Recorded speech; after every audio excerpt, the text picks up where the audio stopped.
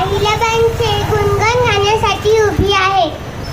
राण्या असंख्य झाल्या या जगात, राण्या असंख्य झाल्या या जगात, पण पुण्यश्लोक कोणीही नाही, पण पुण्यश्लोक कोणीही नाही. गर्व जिचा आहे या मराठी हृदयाला, गर्व जिचा आहे या मराठी हृदयाला.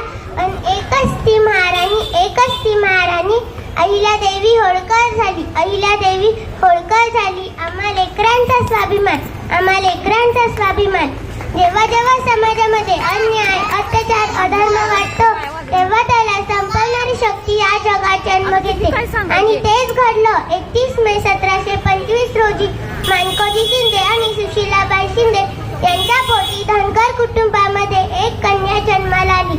या कन्येच्या तेजाने साक्षात सूर्यही लाटला. या कन्येचं नाव अहिल्या असे ठेवण्यात आले. ही तीच महिला जिने सत्तेचा मंत्र वापरून विकासतंत्र या हिंदुस्थानाच्या मातीत राबवले.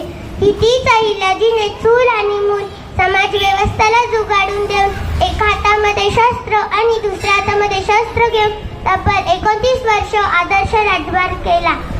अहिल्याबाईंना लहानपणापासूनच तलवार चालविणे, भाला फेकणे, युद्ध लढणे अशा गोष्टींचे शिक्षण आणि प्रशिक्षण दिले जात होते. वयाच्या 8व्या वर्षी शूर पराक्रम सरदार मल्हारराव होळकर यांचे पुत्र खंडेरावांशी त्यांचा विवाह झाला.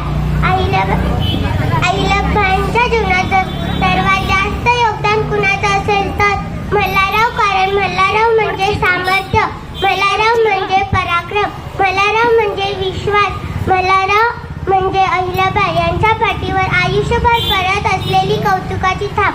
मल्हाररावांनी आपल्या 8 वर्षाच्या सुनेला युद्ध कसं लढायचं, युद्ध रणगाण्यांमध्ये सुरू होतं, तोफांचे भयानक आवाज होतात व त्याला निग्या छातीने कसं सामोरे जावं. पती, सासरे व मुलगा यांच्या मृत्यूनंतर 28 वर्षापेक्षा प्रजाहितक राज्यकारभार केला. देशभरात अनेक मंदिरे, घाट, तलाव, अन्नछत्रे, बारक व धर्मशाळांची उभारणी केली. शेवटी जाता जाता एवढंच म्हणे, जय मल्हारची पुन्हा वादळी हाक पाहिजे, वीर मर्द धनगरांचा